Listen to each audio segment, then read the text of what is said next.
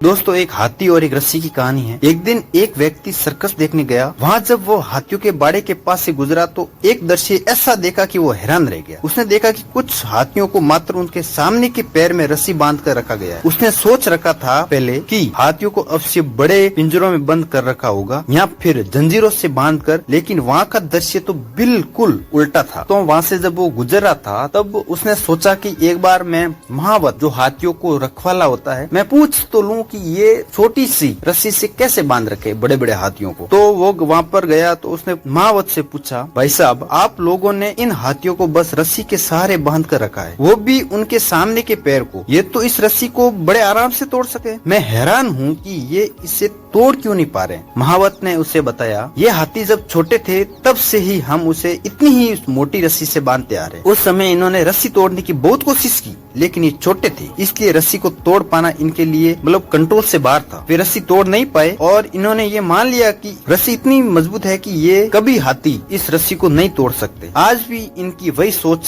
बरकरार है। इन्हें आज भी लगता है कि ये रस्सी नहीं तोड़ पाएंगे, इसलिए ये प्रयास भी नहीं करते। ये सुनकर वो हैरान रह गया। दोस्तों, इस स्टोरी से ये सीख मिलती है अपन को कि उन हाथियों की तरह हम भी अपने जीवन में नकारात्मक सोच रूपी रस्सी से बंध जाते हैं। जीवन में किसी भी काम को प्राप्त हुई असफलता को हम मस्तिष्क में बिठा लेते हैं और यकीन करने लगते हैं कि एक बार किसी काम में असफलता होने के बाद उसमें कभी सफलता प्राप्त नहीं होगी। इस सकारात्मक सोच के कारण हम कभी प्रयास नहीं। आवश्यकता है इस सकारात्मक सोच से बाहर निकलने की, उन कमियों को पहचान कर दूर करने की जो हमारी असफलता का कारण बनी। और नकारात्मक सोच हमारी सफलता में सबसे बड़ी बांधक है। इसलिए नकारात्मक सोच रूपी जंजीर को तोड़कर सकारात्मक सोच को अपनाएं और अपने जीवन में प्रयास करना कभी न छोड़ें, क्योंकि प्रयास करना सफलता की दिशा में एक कदम बढ़ता हुआ है। क्योंकि प्रयास करना सफलता की दिशा में कदम बढ़ाना है। दोस्तों, थैंक